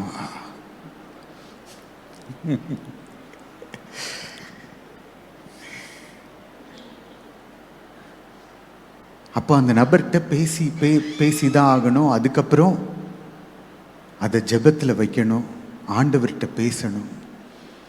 காலையில் ஆண்டவர் 2 மணிக்கே எழுப்பி விட்டார். எழுப்பி விட்டு என் ஐபேடில் பைபிளை தேடிட்டு இருக்கிறேன். தேடி யார் அந்த மாது அப்படின்னு பார்த்து, ஆண்டவரே எனக்கு இருக்கிற பிரச்சனைகள் அப்படின்னு அந்த எந்த இயேசுவே உந்தன் நேசமே அந்த பாட்டை எடுத்து உட்கார்ந்து அவள் தன்னுடைய கண்களின் நீரை உம்முடைய பாதத்தில் ஊற்றினாள். சில வேளையில் எல்லாத்தையும் சொல்ல முடியாது. நீங்கள் அங்கே ஆண்டவர் பாதத்தில் ஊற்ற கர்த்தர் அடுத்த பக்கத்தில் செயல்படுவார். இது கர்த்தர் நம்மளுக்கு கொடுத்துருக்கிற ஒரு பெரிய பொக்கிஷம், ஸ்ட்ரெஸ் பஸ்டர். நம்ம கண்ணீரெல்லாம் எடுக்கிற நேரம். ஆமென். ஆமாம், கண்ணீர் வடிச்சுக்கிட்டே இருக்கணும்னா அது நம்ம விருப்பம்.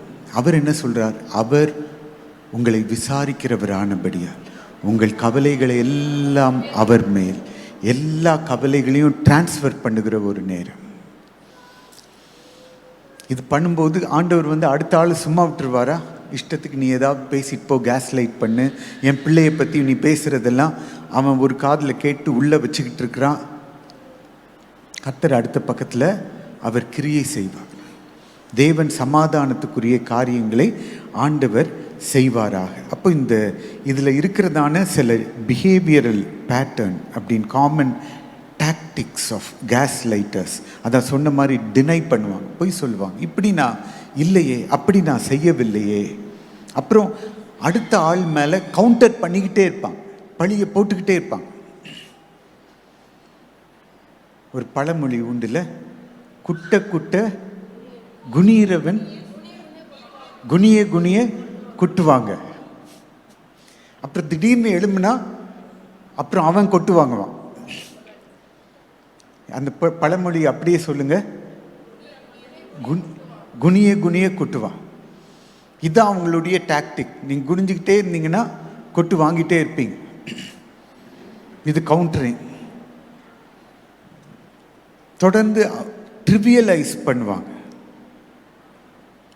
அந்த ஆள், நீங்கள் ஒருவேளை அதை கேட்டு அந்த வார்த்தையினால உங்களுக்கு ஒரு குற்ற உணர்வு வந்துச்சுன்னா அதன் மேலேயே டவுன் பிளே பண்ணிக்கிட்டே இருப்பாங்க. அப்படி ஓவர் ரியாக்ட் பண்ணி உங்களை குற்றப்படுத்துவாங்க. சில வேளையில் இந்த டைவர்ட் பண்ணுவாங்க. உங்களுடைய ஃபோக்கஸ்லேருந்து உங்களை டைவர்ட் பண்ணுறதுக்கு ட்ரை பண்ணுவாங்க. ஆனால் இந்த காரியங்களில் கலங்க வேண்டாம். கர்த்தர் உங்கள் பட்சத்தில் இருக்கும்போது மனுஷன் நமக்கு விரோதமாக என்ன செய்வான்? எந்த மனுஷனாக இருந்தாலும்.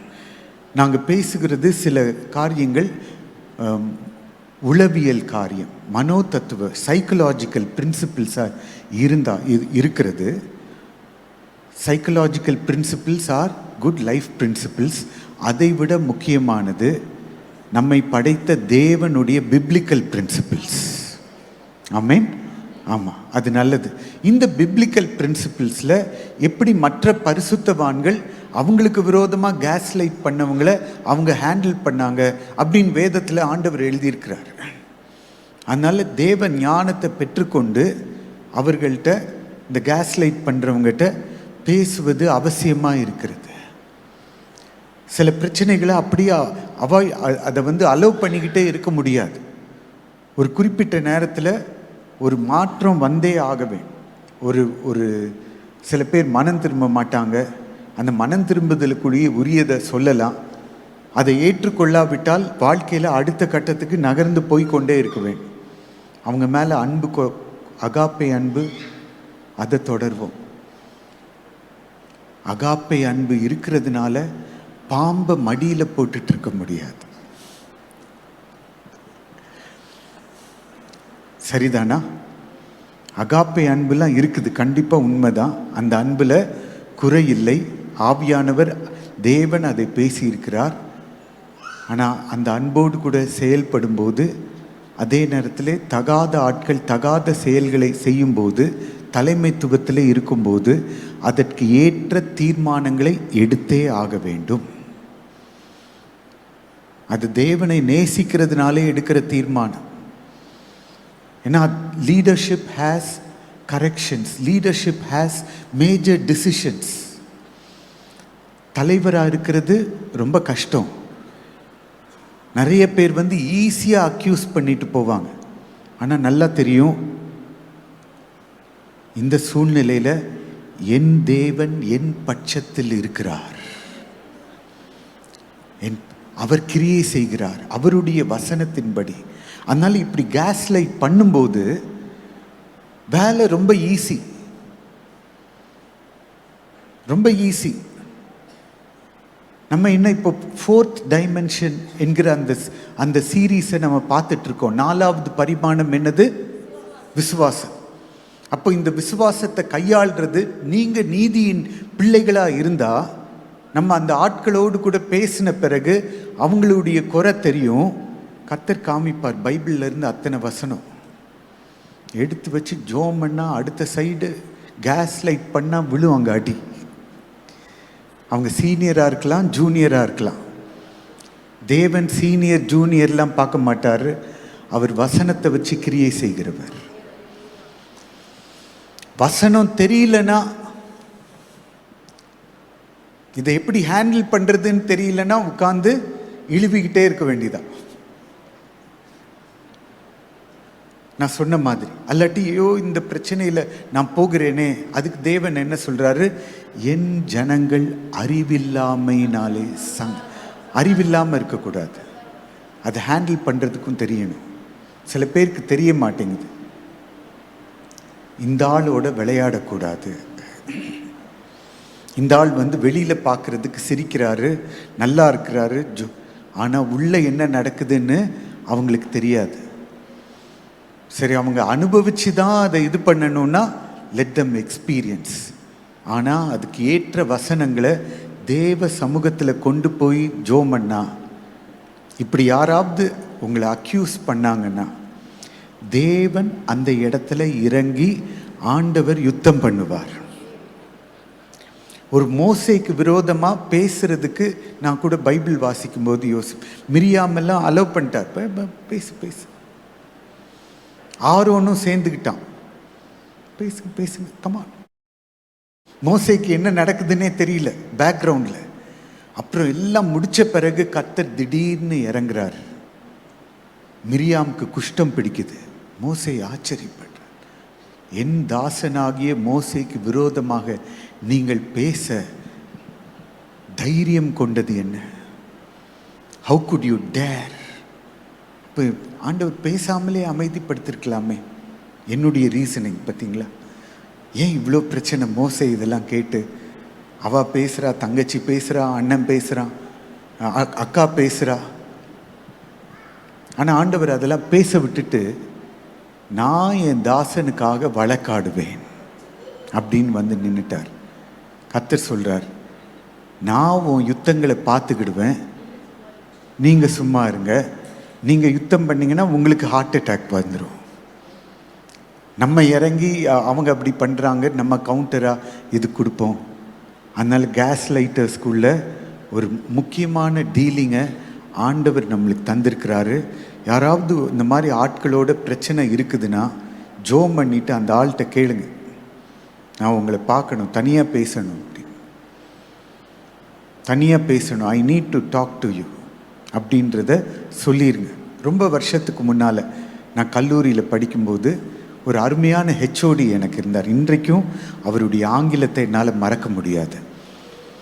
நான் பேசுகிற ஆங்கிலத்துக்கு அவர் ஒரு முக்கியமான காரணம். He was my phonetics teacher அப்படின்னு சொல்லலாம். ஒரு மலையாளி, அருமையான இங்கிலீஷ் பேசுவார். மலையாளிஸ் பார்த்திங்கன்னா, மோசமான இங்கிலீஷ் பேசுகிற மலையாளிஸும் பார்த்துருக்குறேன், அவ்வளவு டக்கரான இங்கிலீஷ் பேசுகிற மலையாளிஸும் நான் பார்த்துருக்குறேன். இவர் இந்த 2வது ரகம். ஒரு நாள் என்னுடைய ஒரு பேப்பர் கரெக்ஷன், அந்த பேப்பர் கரெக்ஷன் முடிஞ்சிருச்சு. முடிஞ்சு பேப்பரை ஆன்சர் ஷீட்ஸை கொடுத்துட்டாங்க. நான் ஒரு கிளாரிஃபிகேஷனுக்காக அவர்கிட்ட போகிறேன். நான் போயிருக்கும்போது அப்போ அவர் கிளாரிஃபை பண்ணுறாரு, இந்த இதில் எனக்கு இன்னும் கொஞ்சம் மார்க் வேணும்னு தோணுது சார் அப்படின்னு கேட்டேன். அவர் தன்னுடைய பாயிண்ட்டை அவர் இது பண்ணார். ஒரு 2 தடவை சொல்லிவிட்டு அவருக்கு 3வது தடவை கோவம் வந்துருச்சு. ஸ்டாஃப் ரூமில் தனியாக நடக்குது. 3வது தடவை கோவம் கத்துறாரு. சரியான வாய்ஸை ஹை பண்ணிட்டு கத்துறாரு. நான் சொன்னேன் அவர்கிட்ட, sir calm down, never mind. நான் அவரை சமாதானப்படுத்திட்டு நான் வெளியில் இன்னொரு மாணவன்கிட்ட சொன்னேன், ஏய் இப்படி உள்ள நடந்துருச்சு, இந்த மனுஷன் இப்படி கத்திட்டார், பரவாயில்ல, அவரை டென்ஷன் அவர்கிட்ட டென்ஷன் ஏற்றுறதுக்கு நான் காரணம், நீ என்ன பண்ணேன்னு. காம் டவுன்லாம் சொல்லக்கூடாது அந்த ஆள்கிட்ட. அவன் சொல்கிறான், அவருக்கு மேலே கத்து, அந்த ஆள் அமைதியாயிடுவான். இது அவனுடைய டீலிங். ஆனால் நம்மளுக்குள்ள ஆண்டவர் இருக்கார்ல, கர்த்தருடைய ஆவியானவர். அவர் பாவம், அவர் பிபி பேஷண்ட் வேறு, கையெல்லாம் நடுங்குது இப்படி. சரி, மார்க் முக்கியம் இல்லை, அவருடைய ஆரோக்கியம் முக்கியம். அதனால தான் calm down sir, no problem, never mind அப்படின்னு சொல்லிட்டு நான் போயிட்டேன். நான் தான் வகுப்பறையில் ஃபஸ்ட் ரோவில் உட்காந்துருப்பேன். என்னை பார்த்து நல்லா பேசுவார். அன்னையிலேருந்து என் முகத்தை பார்க்க மாட்டார். கிளாஸ்க்கு வந்தால் வேறு இடத்துல பார்ப்பார்.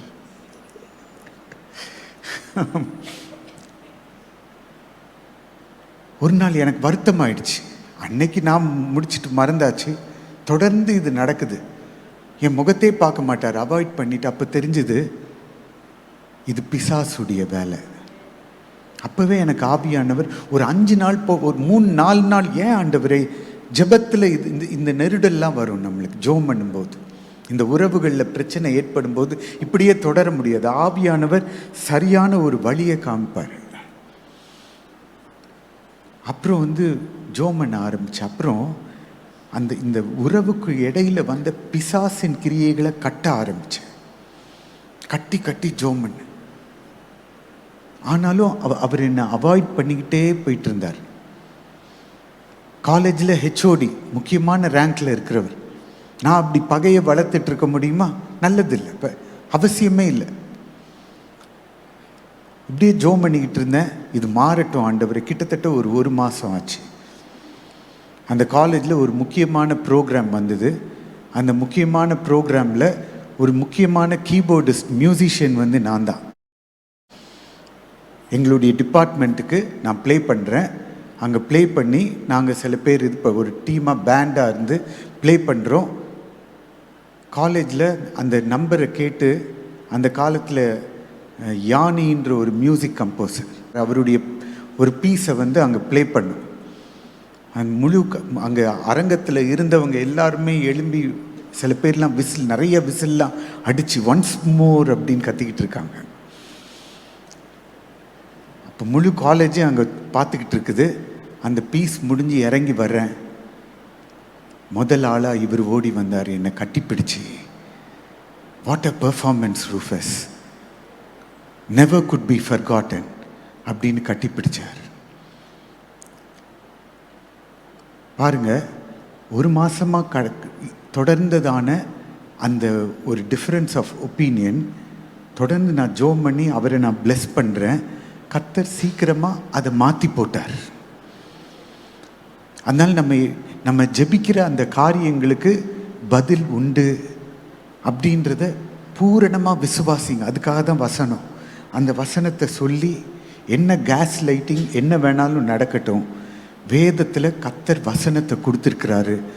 அதை வச்சு ஜெபிக்க ஜெபிக்க கர்த்தருடைய கிரியைகளை நம்ம பார்க்க முடியும். ஹல்லேலூயா. கர்த்தருடைய கிரியைகள், கர்த்தர் செய்ய வேண்டியதை கர்த்தர் செய்வார். நம்ம மனுஷராகிய நம்ம செய்ய வேண்டியதை நம்ம செய்யணும். சில பிரச்சனைகளை குறித்து ஓப்பனாக பேசணும். நம்ம தேசத்தில் சில காரியங்கள்லாம் நடக்குது. நியூஸை பார்த்தீங்கன்னா டெல்லியில் குண்டு வெடிச்சிருச்சு, காஷ்மீரில் வெடிச்சிருச்சு, 13 பேர் காலி அப்படின்றாங்க. சில காரியங்கள் இப்படி நடக்கிறது பார்த்தா செட்டப் மாதிரி தெரியுது. அங்கங்கே குண்டை இது பண்ணி இப்படி சில பேரை பலி வாங்கி அதில் சில ஹிடன் ஹியூமன் சாக்ரிஃபைசஸ் அப்படியும் தெரியுது. ஒரு பக்கம் பீகாரில் நடந்ததான அந்த சம்பவம் கிட்டத்தட்ட சொல்லப்படுகிற விதத்தில் 60 லட்சம் வாக்காளர்களுடைய பெயர்கள் அகற்றப்பட்டிருக்கிறது. அப்போ இதே காரியத்தை இந்த SIR அப்படின்னு சொல்லிட்டு தமிழ்நாட்டில் கொண்டு வர்றதுக்கு பார்க்குறாங்க. நானும் பாஸ்டர் மார்ட்டினும் பேசிக்கிட்டு இருந்தோம். இது அந்த ஃபார்மை படித்தவங்க கூட ஃபில்அப் பண்ண முடியலையா, அவன் கொடுத்துருக்கிற ஃபார்மை. சில காரியங்களை ஜெபத்தில் கேட்கணும் ஆண்டவர்கிட்ட. கேட்ட பிறகு சரியான ஆலோசகர்களை கர்த்தர் கொடுப்பார். சேர்ந்து பேசி சில காரியங்களை இயேசுவின் நாமத்தினாலே அதுக்கு விரோதமாக வரணும், அதை முறியடிக்கணும். சில காரியங்களை இன்னைக்கு தேசத்தில் மறைமுகமாக பண்ணிக்கிட்டு இருக்கிறாங்க. ஒரு 4 மாதத்துக்கு முன்னால் ஒரு ஏர் இந்தியா ஃப்ளைட்டு அகமதாபாதா அங்கே டவுன் ஆச்சு. டவுன் ஆகி கிட்டத்தட்ட 270 பேர் செத்து போனாங்க. ஒரு ஊழியக்காரர் என்கிட்ட பேசிகிட்டு இருக்கும்போது அவர் சொன்னார், இது பிளட் சாக்ரிஃபைஸ் மாதிரி எனக்கு தெரியுது. எப்படின்னு கேட்டேன். அதில் ஒருத்தன் மாத்திரம் தப்பிச்சான் அப்படின்னு சொல்கிறேன். அப்படி ஒரு ஆக்சிடெண்ட்டில் ஒருத்தன் இதில் அப்படி தப்பிக்கிற ஆக்சிடெண்ட்டே கிடையாது. அது இதில் என்ன ஃபவுல் பிளே இருக்குது அப்படின்றது தெரியல. ஆனால் சில பேர் இன்றைக்கு நம்முடைய தேசத்திலே இப்படி வீணான இரத்த பலிகளை கொடுத்து கொண்டிருக்கிறார்கள். இன்னைக்கு கிறிஸ்தவர்களாகிய நாம் அதற்கு விரோதமாக ஜெபிக்க வேண்டும். வேண்டுமென்றே சில இரத்த பலிகளை கொடுத்து கொண்டிருக்கிறார்கள். அதனால இந்த இரத்த பலியினால அவங்களுடைய யாகம் அது இதெல்லாம் சேர்ந்து இருக்குது. தேவன் அதை முறியடிப்பார். ஆனால் நம்ம தேவனோட இணைஞ்சி இந்த காரியங்களை தேவனிடத்தில் பேச வேண்டும். சரியா? சரி, நம்ம ஜெபம் பண்ணுவோம். இந்த வேளையில் எல்லாரும் எழும்பி நிற்கலாம். நன்றி ஆண்டவரே, எங்களுக்கு விரோதமாக கேஸ் லைட்டிங் பண்ணுகிறவர்களுக்காக ஸ்தோத்திரம். அவர்களை ஆசீர்வதிக்கிறோம்.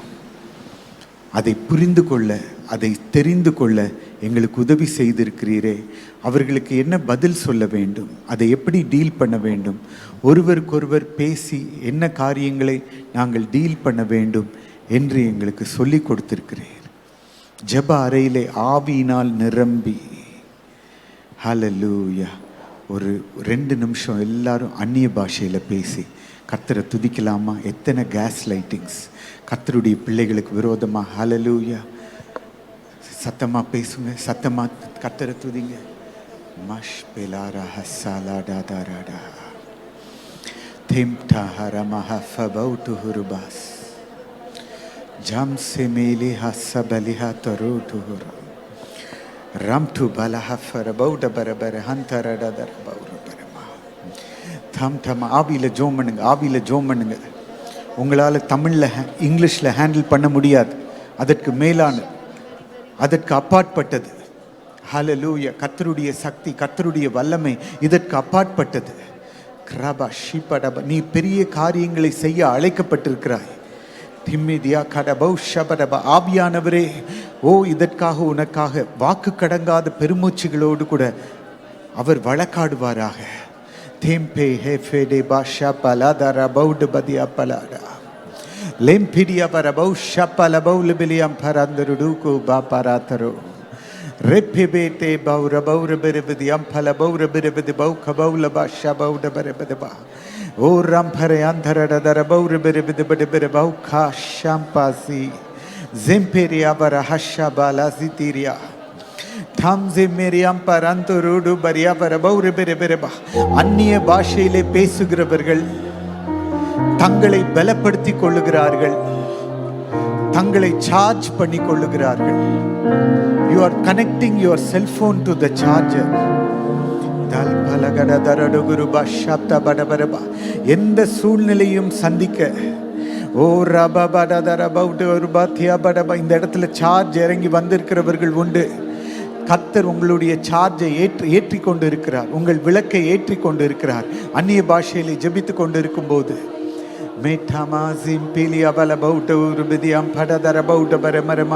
இவைகளை டீல் பண்ணுவதற்கு தேவ ஞானம், தேவ அன்பு, தேவ கிருபை.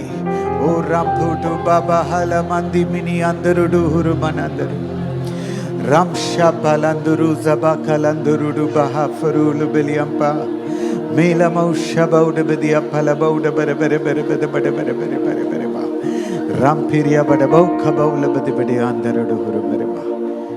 என்னை பலப்படுத்துகிற கிறிஸ்துவினாலே எல்லாவற்றையும் செய்ய எனக்கு பலன் உண்டு. எங்களுக்கு பலன் உண்டு.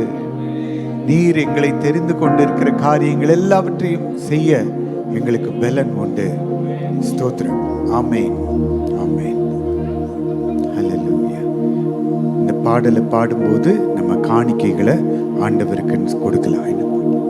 அனைத்தையும் செய்து முடிக்கும் ஆற்றல் உள்ளவரே, அனைத்தையும் செய்து முடிக்கும் ஆற்றல் உள்ளவரே, நீ நினைத்தது ஒரு நாளும் தடைபடாதையா. அனைத்தையும் செய்து முடிக்கும் ஆற்றல் உள்ளவரே, நீ நினைத்தது ஒரு நாளும் தடைபடாதையா.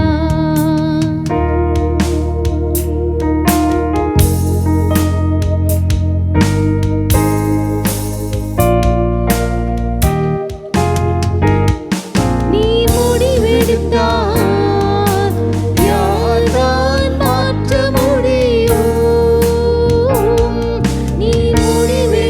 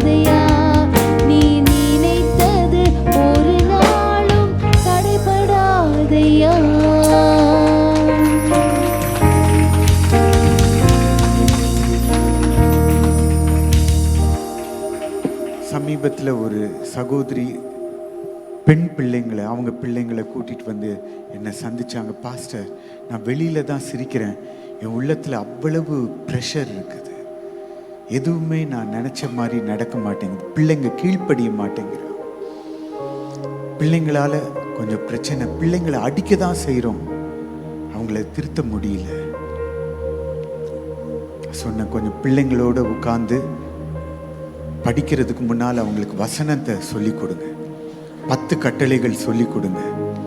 யாத்திரையாகமம் 20 இருந்து இயேசுவின் மலை பிரசங்கத்தை, மத்தேயு 5 சில வசனங்களை டெய்லி சொல்லிக் கொடு. டெய்லி அவங்கள மனப்பாடமாக சொல்ல சொல்லுங்க. அவங்க சொல்ல சொல்ல பிள்ளைகளுடைய பிஹேவியர் மாறும். ஆமென். அடுத்தது அவங்ககிட்ட கேட்டேன், பல வருஷமா சபைக்கு வர்றாங்க, நீங்க அபிஷேகம் பெற்றிருக்கீங்களா? இல்லை பாஸ்டர். அது ஒரு முக்கியமான ஒரு டூல். அது குடும்ப ஜெபம் பண்றோம், எங்களுக்கு பயங்கர ஸ்ட்ரகிள். நீங்க சீக்கிரம் அபிஷேகம் பெறணும். அபிஷேகம் பெறாதவங்களுக்கு சொல்றேன், ஆராதனை முடிஞ்ச உடனே தாவீதின் கூடாரத்துக்கு போங்க. நம்ம உடன் ஊழியர்கள் அங்கே இருப்பாங்க, அவங்க உங்களுக்காக ஜோம் பண்ணி ஆலோசனை சொல்லி அபிஷேகத்துக்குள்ள நடத்துவாங்க. It is very important. அபிஷேகம் நுகத்தை முறிக்கும். பல காரியங்களில் லெக்சர் அடிச்சு மாறாதது அபிஷேகத்தில் ஒரு நிமிஷத்தில் அருந்து ஓடிடும் கட்டெல்லாம். அதனால் அது ரொம்ப முக்கியமானது. அந்நிய பாஷையில் ஆவியில நிரம்பி ஜெபம் பண்ணுவது அவ்வளவு அவசியமானது. அதனால் குடும்பத்தில் ரொம்ப தேவையானது. எல்லா கணவனுக்கு இருக்கணும், மனைவிக்கு இருக்கணும். ஹல்லேலூயா. கர்த்தர் நம்மை ஆசீர்வதிப்பாரா. கரங்களை பிடிச்சுக்கோங்க. கணவன் மனைவி இந்த நேரத்தில் தேவன் தம்முடைய சமாதானத்தினால், தம்முடைய ஒரு மனதினால் உங்கள் ஒவ்வொருவரையும் நிரப்புவாராக. நீங்கள் எடுக்கிற முடிவு ஜெபத்தினால், தேவ ஆவியினால் வழி நடத்தப்படட்டும். சமாதானமாக இருக்கட்டும். பிள்ளைகள் கூட பிசாசினால் ஏவப்பட்டு உங்களுக்கு நடுவிலே வரக்கூடாது. ஸ்தோத்திரம். குடும்பத்திலே சமாதானம் உண்டாயிருக்கட்டும். தகப்பன் தாய்மார்கள், எக்ஸ்டெண்டட் ஃபேமிலிஸ், ஆண்டவரை யாருடைய இடையூறும் உள்ளே வந்து தாக்காதபடிக்கு பாதுகாத்துக் கொள்ளுங்க. நீங்கள் இருவரும் ஒரே மாம்சமாய் இருக்கிறீர்கள். Take godly decisions. Have godly love. Enjoy agape love between husband and wife. Enjoy each other. Love one another. தேவ அன்பு உங்களுக்குள்ளாக நிரம்பி காணப்படுவதாக. எல்லாவற்றிலும் உங்களை துதிக்கிறோம் ஆண்டவரே, ஸ்தோத்திரிக்கிறோம். இந்த ஆராதனை நீர் ஆசீர்வதித்து கொடுத்ததற்காக உமக்கு ஸ்தோத்திரம் ஆண்டவரே. எங்களோடு கூட இடைப்படுகிறதற்காக உமக்கு நன்றி செலுத்துகிறோம் ஆண்டவரே. ஸ்தோத்திரிக்கிறோம் ஆண்டவரே, துதிக்கிறோம். இயேசுவின் வல்லமையுள்ள நாமத்தினாலே கேட்டு பெற்றுக்கொள்ளுகிறோம் அன்பின் பிதாவே, ஆமென். ஒரு சின்ன பல்லவி. I love you Jesus, I love you Jesus, I love you Jesus, I love you Jesus, I love you Jesus, I love you Jesus, I love you Jesus, I love you Jesus, I love you Jesus, I love you Jesus, I love you Jesus, I love you Jesus, I love you Jesus, I love you Jesus, I love you Jesus, I love you Jesus. Hallelujah. Jesus உங்க கூட இருக்கும்போது you love others also. பக்கத்தில் இருக்கிறவங்களை பார்த்து சொல்லுங்க, உங்கள் பிள்ளைங்களை பார்த்து, கணவரை பார்த்து, மனைவியை பார்த்து ஐ லவ் யூ அப்படின்னு சொல்லுங்க. I love you. God bless you and we love you. Take care.